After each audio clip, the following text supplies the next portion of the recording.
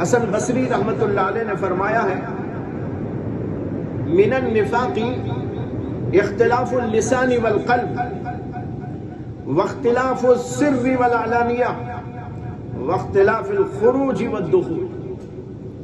حضرت حسن بصری کہتے ہیں نفاق یہ ہے کہ زبان اور دل میں اختلاف ہو اور اندر اور باہر میں اختلاف ہو اور داخل ہونے میں اور خارج ہونے میں اختلاف ہو. تین باتیں فرمائی حضرت حسن بصری رحمت اللہ علیہ نے. ایک فرمایا اختلاف اللسان والقلب، منافقت کی علامت یہ ہے، نفاق کی علامت یہ ہے کہ زبان اور دل یہ دونوں ایک نہیں ہوتے، ان کے اندر اختلاف ہوتا ہے. زبان سے ایک بات کہتا ہے، دل میں کچھ اور رکھتا ہے، دل میں کچھ اور ہوتا ہے، زبان پہ کچھ اور لاتا ہے. دوسری بات فرمائی واختلاف السر والعلانیہ، خلوت میں کچھ اور ہوتا ہے، جلوت میں کچھ اور ہوتا ہے. اللہ ہم سب کی حفاظت فرمائے. کہتے ہیں واختلاف السر والعلانیہ، سر کے معنی اندرون، علانیہ کے معنی کھلا ہوا.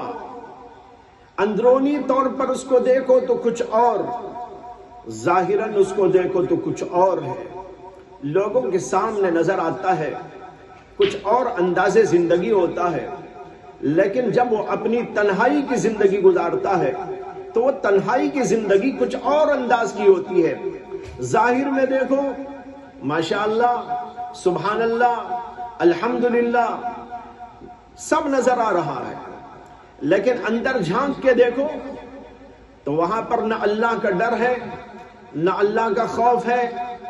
تنہائی کے اندر گناہ ہو رہے ہیں، تنہائی کے اندر بہت بری بری چیزوں میں لگا ہوا ہے، اسے نہ اللہ کا ڈر ہے نہ آخرت کا کوئی خوف. یہ صورت ہوتی ہے نفاق کی صورت. کہا واختلاف السر والعلانیہ، اور کہا واختلاف الخروج والدخول، لوگوں کے سامنے الگ، اندر الگ. دخول کے معنی اندر، گھر کے اندر کا ماحول الگ. خروج لوگوں کے سامنے آتا ہے، مسجد میں آتا ہے، بازار میں آتا ہے تو وہاں کچھ اور انداز ہے اس کا. یہ ہیں تین علامتیں جس کو حسن بصری رحمت اللہ علیہ نے نفاق قرار دیا اور نفاق کی علامات کے اندر ذکر کیا کہ اگر نفاق کو پہچاننا ہے تو اس طرح پہچان سکتے. بہرحال یہ نفاق بہت ہی خطرناک چیز ہے، اور علماء کہتے ہیں نفاق کی دو قسمیں ہیں. ایک اعتقادی نفاق ہوتا ہے اور ایک عملی نفاق. اعتقادی نفاق وہ تو عین کفر ہے، جس کا حاصل اور جس کا منشا اور مطلب یہ ہے کہ ایک آدمی دل میں اللہ کو نہیں مانتا، رسول پر ایمان نہیں رکھتا، آخرت کو تسلیم نہیں کرتا، اللہ کے احکام پر ایمان نہیں لاتا، اللہ کی باتوں کو قبول نہیں کرتا، لیکن زبان سے کہتا ہے کہ میں اللہ کو مانتا ہوں، رسول کو مانتا ہوں، آخرت کو مانتا ہوں. قرآن میں ان لوگوں کا ذکر کرتے ہوئے اللہ نے فرمایا ہے وَمِنَ النَّاسِ مَن يَقُولُ رَبَّنَا آمَنَّا وَمِنَ النَّاسِ مَن يَقُولُ آمَنَّا بِاللَّهِ وَالْيَوْمِ الْآخِرِ وَمَا هُمْ بِمُؤْمِنِينَ. لوگوں میں سے ایسے لوگ بھی ہیں جو اپنی زبان سے کہتے ہیں کہ ہم ایمان رکھتے ہیں اللہ پر، ہم ایمان رکھتے ہیں آخرت کے دن پر، وَمَا هُمْ بِمُؤْمِنِينَ، حالانکہ ان کے دل کے اندر ایمان رتی برابر نہیں. یہ ہے اعتقادی نفاق. اور دوسرا ہوتا ہے عملی نفاق. حضرت حسن بصری نے جو یہاں بتایا ہے یہ عملی نفاق بتایا ہے. زبان کچھ، دل کچھ، اندر کچھ، باہر کچھ، لوگوں کے سامنے کچھ، گھر کے اندر کچھ. یہ جو طریقہ ہے انسان کی زندگی کا یہ عملی نفاق ہے. اس عملی نفاق کی وجہ سے آدمی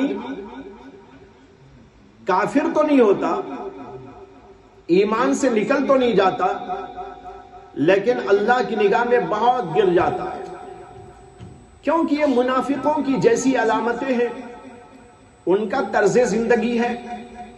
جو کافروں کا طرز زندگی ہو وہ اللہ کو کیسے پسند آ سکتا ہے کہ ایک مومن ان کی صفات پر چلے، ان کے طرز زندگی کو اختیار کرے، یا کوئی منافق کے انداز زندگی کو اختیار کرے، اس کے طرز عمل کو اختیار کر لے؟ بھلا اللہ کو کیسے پسند آ سکتا ہے کہ ایک آدمی مومن ہو کر، اللہ کو مان کر، اللہ کے رسول کو مان کر، اللہ کی کتابوں کو مان کر، آخرت پر یقین رکھنے کے باوجود ایک کافرانہ انداز زندگی اختیار کر لے اور منافقانہ انداز زندگی اختیار کر لے اور انہی کے انداز پر وہ زندگی کر کے چلا جائے؟